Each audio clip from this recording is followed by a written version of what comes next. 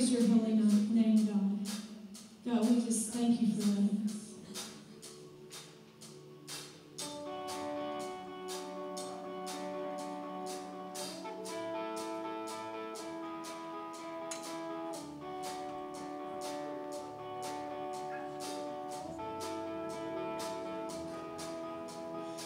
God of creation, there at the start, before the beginning of time.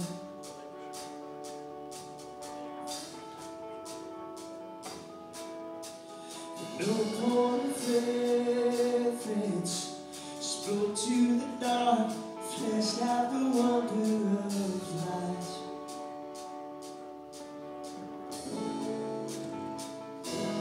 As you speak,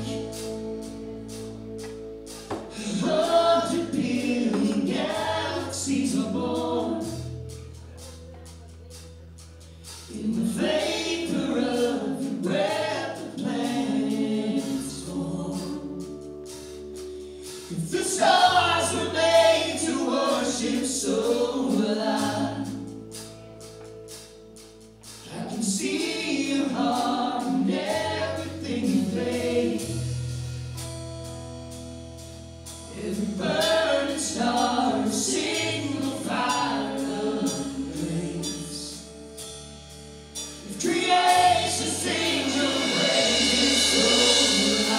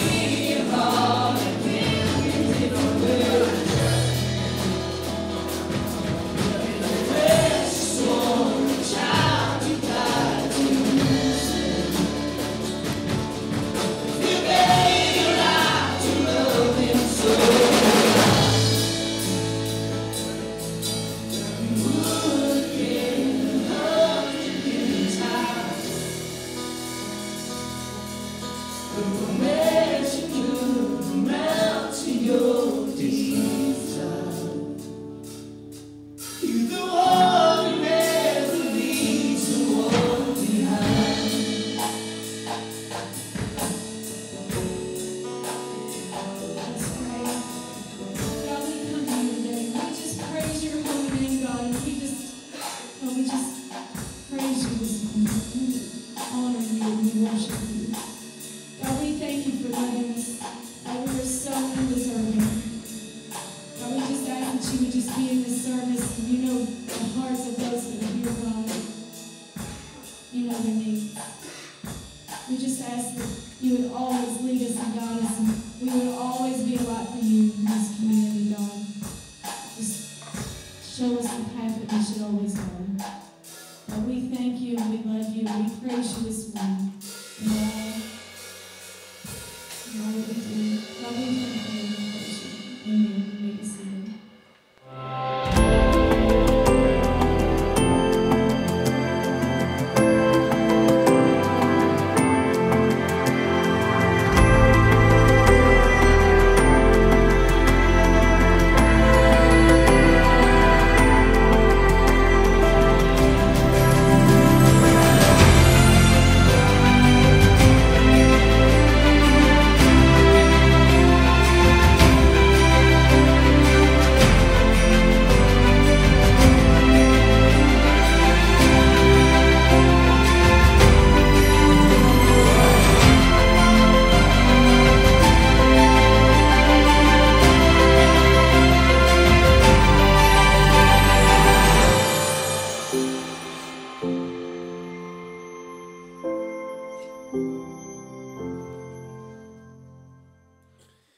Good morning. I'd like to welcome you guys today to Destination Community Church. Thank you so much for being with us. My name is Matt Smith. I'm the lead pastor.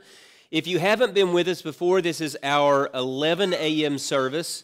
We also have a 9:30 service and also a 12:30 service. So we're just grateful that you're here with us. We hope that you've received a warm welcome whenever you've come in. It's a very special day to be here for a few reasons.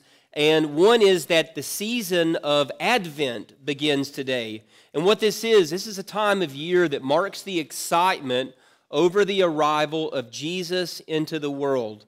And what we want to do, one of the reasons that I consider a series like this, a Christmas series or a seasonal series, so important is because it gives us the opportunity to completely wrap our minds around what we need to have our minds wrapped around, avoiding all of the distractions that are good things, trees, decorations, Christmas carols, all that stuff, but we really want to focus on what we're supposed to be thinking about and what we're supposed to be worshiping this time of year.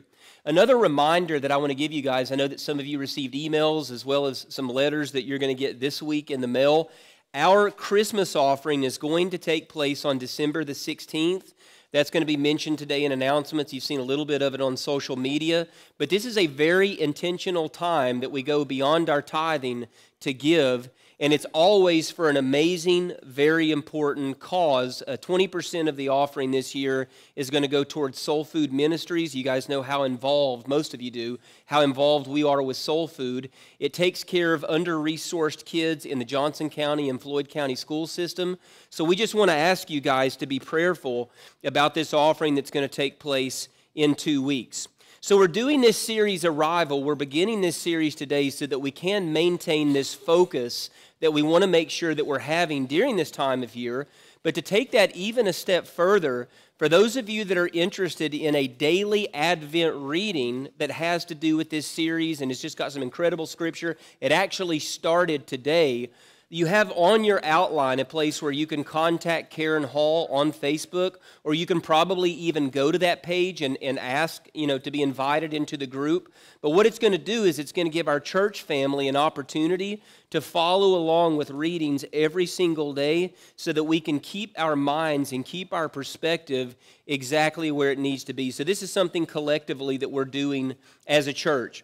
Over the next few weeks, we'll discuss what the arrival of Jesus meant. All right, it's all good news, better than presents, better than a tree, better than decorations, even better than the great time that we have with our family. But today what I want us to do, because I feel like this is the best place to start, is to talk about the arrival of Jesus as focusing on the revelation or revealing who God was, and more importantly, who God still is. So the arrival of Jesus, I think sometimes, and I do think there's a problem with this, we isolate it just to this baby in a manger, and we think about this nativity scene and all the stories that are around that, but I want us to go in over the course of the next 4 weeks into what this actually means for the church. So it's revealing who God is. And the reason I think this is so important, we hit on this just a little bit last week, is I think that we have such a broad, general misunderstanding of who God is that it's very problematic for us to have a real strong understanding. And what I mean by that is a lot of us look at God, especially in this postmodern 21st century context, a lot of times people will say, well, this is what God looks like for me, or this is what God looks like for me, and what's true for you is true for you, and what's true for me is true for me. And we have all of these different ways that we actually try to frame that, when Scripture actually gives us a very specific outlook and a very specific definition of who God is. And we see that very strongly. The thing that I want to show you more than anything today is that God is revealed through the personhood of Jesus. All right, God is revealed through the personhood of Jesus. And there are a few different ways that we can approach this as far as people that disagree with us. I'm of the belief that I don't care if you're an atheist, if you're a Muslim, if you're Buddhist, whatever your views may be, I can respect you and get along with you while also disagreeing with you. All right? And we can have those kind of relationships as far as I'm concerned. So I'm never going to be the kind of pastor that just chooses to write other people off just because they don't agree with me. So if there's one thing that I want us to understand today, it is this personhood of Jesus. And we're going to look at a text today where Jesus is challenged. There are a lot of passages where Jesus is challenged. But specifically in John chapter 10, there are just a few things that I want you guys to be able to see today that are very, very important as far as this revelation of who God is in the person of Jesus. So John 10, verses 22-30 is what we're going to look at. The time came for the Feast of Dedication at Jerusalem. Now, the Feast of Dedication at Jerusalem is another name for the Jewish holiday Hanukkah, which actually also, strangely enough, starts today. In fact, it starts tonight. It was winter, and Jesus was walking into the temple in Solomon's porch. Some people gathered around him and said, "How long will you make us wonder about you?" So really what's being asked in this situation is, how long are we going to have to wonder who you are? We've talked about who you are. You've made these claims. You're starting to do these miracles. There are all these things that are going on, and what they're trying to do is they're trying to figure out a way that they can actually trap Jesus, as they often are. So how long will you make us wonder about who you are?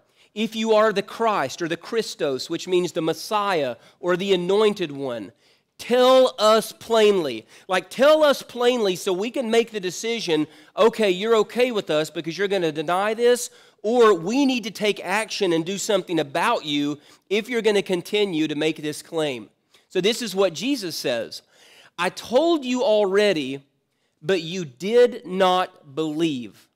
The miracles I do in my Father's name show who I am. I have revealed to you guys over and over who I am. I have shown the kind of work the Father does. There is also very intimate language here, because in this particular instance and in one other place in this passage, he is not saying the Father, but he is actually saying my Father. So he's talking about God in very intimate language. The miracles I do in my Father's name show who I am, but you don't believe.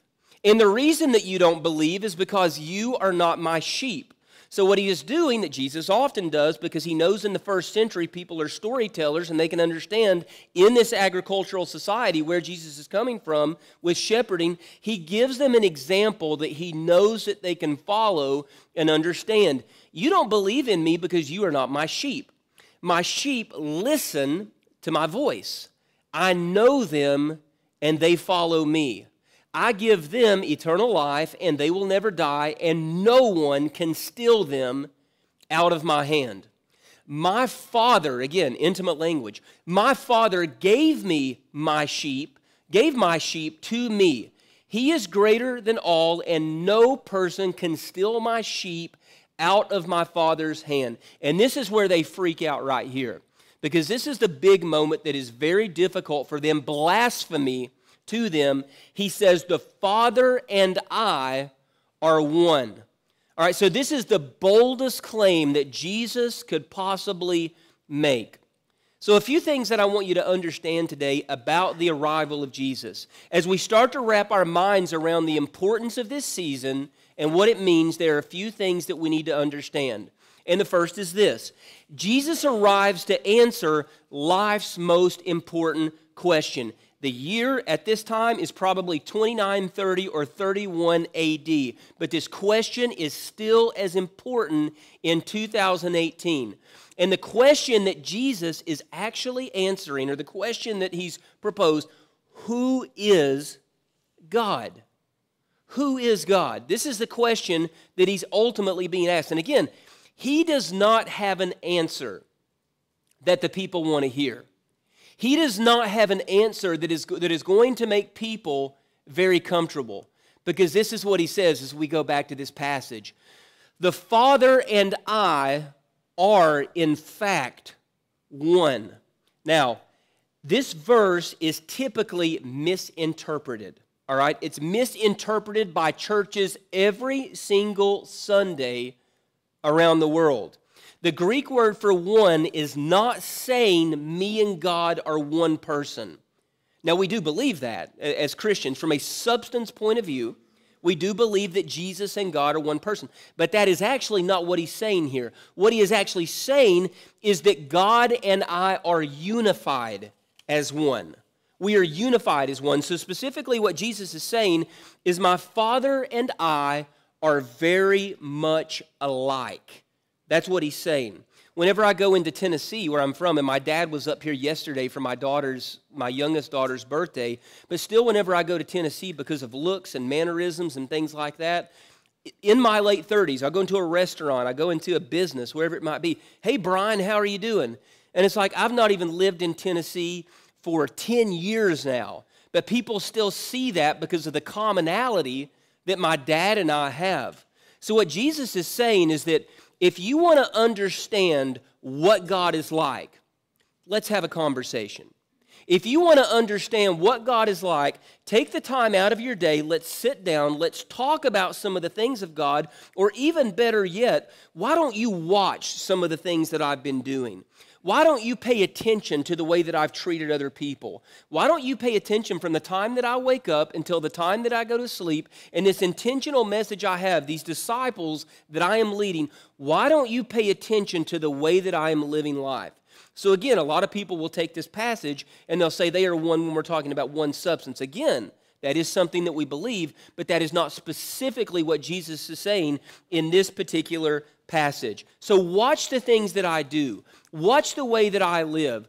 The world has only known one physical representation of God, only one.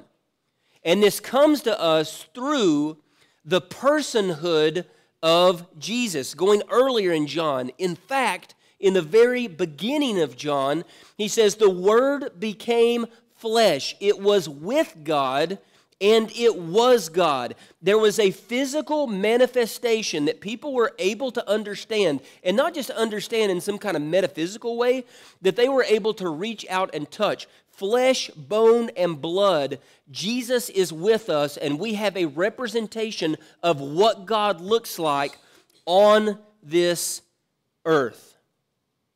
So what happens as a result of this claim?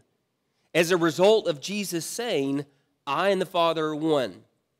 If we were to read further into this, get into the verses in the 30s, the Pharisees are ready to stone Jesus. All right, the Pharisees are ready to kill him on the spot. This is blasphemy. This is heresy. You know, we have to do something about this, man. And try to put yourself in their situation. You know, we believe that we know what is true. Imagine if all of a sudden somebody bursts in this church right now and says, you want to know something, guys? I'm the Son of God. Oh, okay. You know, you're a nutcase. All right, freaks everybody out. Security, where's security? What can we do about it? Everybody's going to look up at me like, what am I going to do? And then I'm going to look around and say, where is security? Somebody get this nutcase out of here.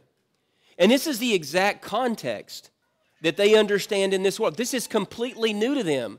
Judaism is this old, and we have a situation where this is going on, and people are going to continue to worship and follow this man that is not a clear representation of who Jesus is. So what does the arrival of Jesus actually do for us? Many of us have questions about God. We have things that we wonder about God. What does God think about marriage and divorce? Look at Jesus. How does God look at worry and the way that we should handle our worry? Look at Jesus. What does God think about the poor? Look at Jesus. What does God think about secret sins? Look at the teachings of Jesus. What does God think about violence and war? Look at the ethics of Jesus. Your life starts to make sense whenever you see everything in your life through the lens of Jesus. My wife and I find ourselves in a situation a little bit earlier this year because of a little bit earlier this week because of potential changes that could actually happen at the college. Some things that are actually going on that could jeopardize my job, a situation that I could actually be in. And we're talking about this, and there is a moment of anxiety for a period of time in which I'm thinking, what in the world are we going to do as a family? And then I recognize as I'm able to look back at certain steps and where I've been at this level of my faith, and I start to feel foolish about doubting. I start to feel silly at this point. If God has not let me down up to this point, why in the world is he going to fall off the face of the earth and let me down at this point? So what we start to understand over time is that there is a foundation that we can grab a hold of. Now, if your view is a very superficial view of Jesus, I believe that God exists, I believe that I'm going to go to heaven when I die, but that's really about as far as it goes. That's really hard to gravitate toward. That's really hard to grab a hold of. But when you've been in those moments in your life and you know that you have absolutely nothing else to cling on to, but you say yes and you make the decision to continue to go, whenever you get in that next situation, which is going to come, you're going to doubt, you're going to worry a little bit, you're going to be afraid, but you are going to be building on that trust. And that trust is going to build and build and build over time to the point where Beth and I are talking 30 minutes after this, and I said, this is unbelievably foolish to worry about this. If he has carried us to this point, he is going to continue to take care of us. This is what it means to see things through this lens and to understand the work that God does in our lives. The next thing I would say this morning is that Jesus answers these questions of life through miracles. Jesus answers these questions of life through miracles. And that's something that we tend to not think about today. We feel as if we don't see evidence of miracles today. Miracles show evidence of God through Jesus. Miracles relieve suffering. Miracles show God's sovereignty. Through the first 11 chapters of John, Jesus performs the 7 miracles that set everything in his ministry up. This is what we see in verses 24 and 25. This is the challenge. Some people gathered around him and said, "How long will you make us wonder about you? If you are the Christ, tell us plainly. Black and white, show us who you are at this moment." And Jesus senses that this is that critical moment in which he is supposed to share and show who he is. Jesus answered, "I told you already. I have already explained this to you guys, but you did not believe. The miracles I do in my Father's name show who I am." Again, this intimate language that scares people to death. And this is what these miracles look like. Some of these you're familiar with. Some of these you may have no familiarity with. Some of these you maybe none of you in here have even heard of. All right, but Jesus, in chapter 3 of John, turns the water into wine at the wedding in Cana. Jesus has the healing of the official's son not long after that. He heals the cripple at the pool. He feeds the 5,000. That's something that I think just about every single person in here is familiar with. He walks on water. You're familiar with that. Whenever he goes out, and then all of a sudden Peter is wondering if he can trust. He goes out there just a little while, and then he sinks down. He heals a man born blind. He raises Lazarus from the dead. So we have these miracles that Jesus is performing and saying, this is showing who I am. And if you can understand who I am, you can understand that I am here to show who God is. I'm here to show who the Father is. So you may think that this is amazing because Jesus is doing the impossible, but for me it's much bigger. For me it's a lot bigger than this because the miracles are revealing the character of God. God is compassion. God is mercy. God is just. God is generosity. When you are a powerful God and you could do any kind of miracle that you can possibly imagine, but you continue to use this power to help people that are hurting, it means absolutely everything. Russ Ramsey said it this way: we see a Messiah who uses his power to heal, comfort, and encourage rather than smite, dominate, and humiliate. You have to recognize at some stage of your life, regardless of where you are, that Jesus is for you, that God is for you. And you're never going to be able to recognize what a right relationship with God actually looks like until you enter that place and you have that understanding, regardless of what your parents told you about you growing up, regardless of how many abusive relationships you've been in when people have talked you down over and over and over again, regardless of the legalistic environment that you might have been in growing up. This is something that you simply must understand about the character of God. Otherwise, we're all in trouble. This Christmas season, you have the opportunity to see this in a completely new way. That this God that we're talking about is a God that is for you and a God that is going to continue to be for you every step of the way. And just something that drives me crazy, and I just have to mention this, it drives me crazy when people say Jesus is the reason for the season. I don't know if that just seems clever because it rhymes or what it is, but Jesus is the reason for every season. Jesus is the reason for everything that we do all throughout the course of the year. And a lot of times what we recognize growing up in a Baptist church, we call these guys, I don't know if you guys grew up with this, the Baptist bunnies. The folks that kind of jump into church at Easter and they kind of jump into church at Christmas, and that's the only time it is there. And they put on their nice clothes and they come in and they believe that they have shown their reverence that one time of the year. Everything that you have in your life is a gift from God.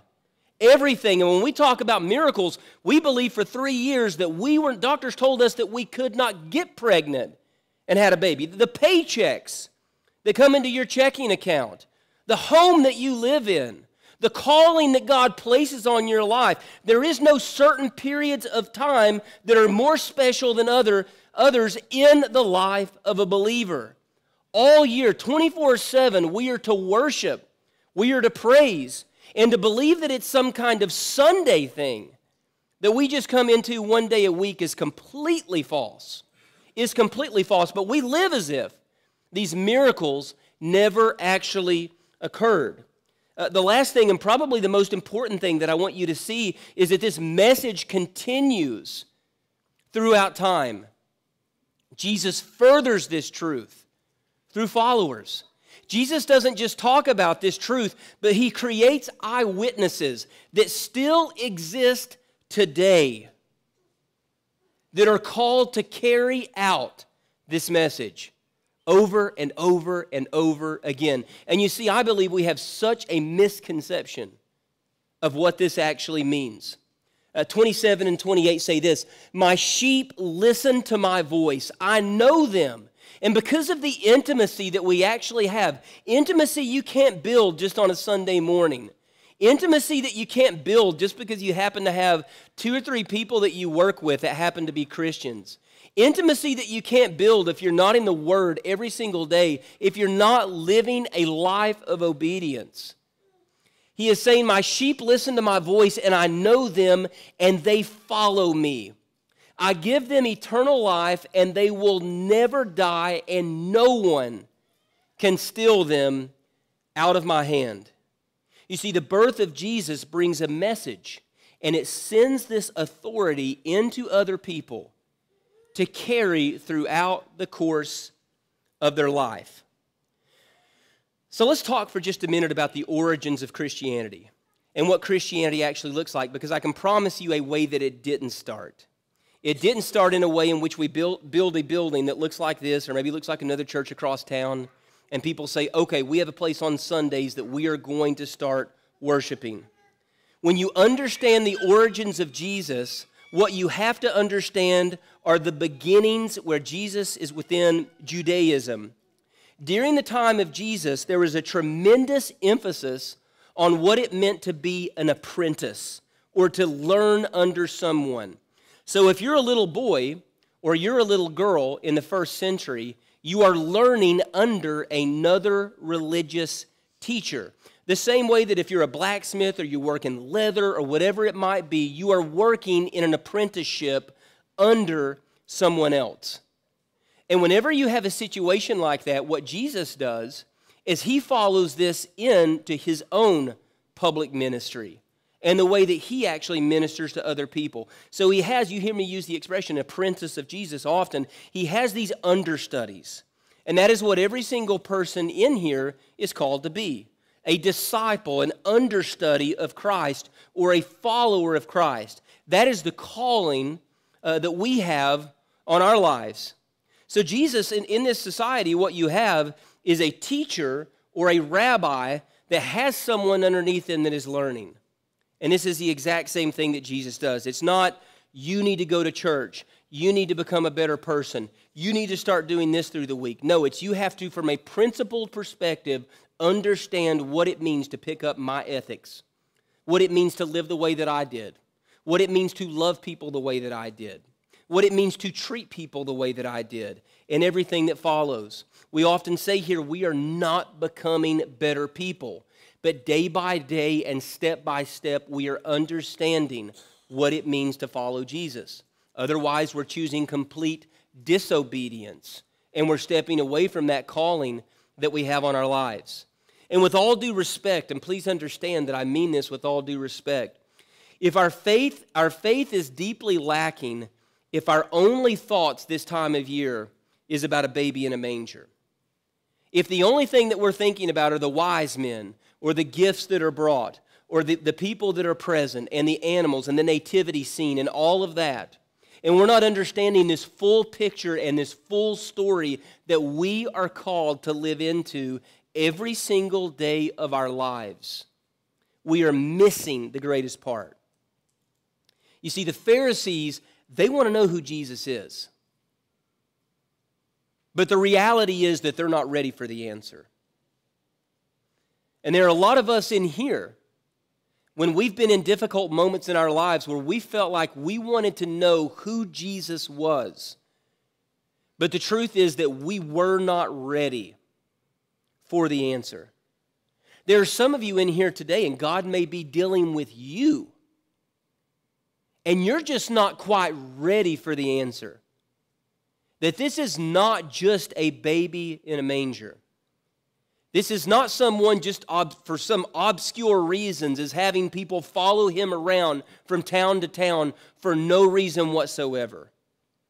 But that this child that came into the world is actually the Son of God and is here for 33 and a half years to reveal who God is to other people in this world.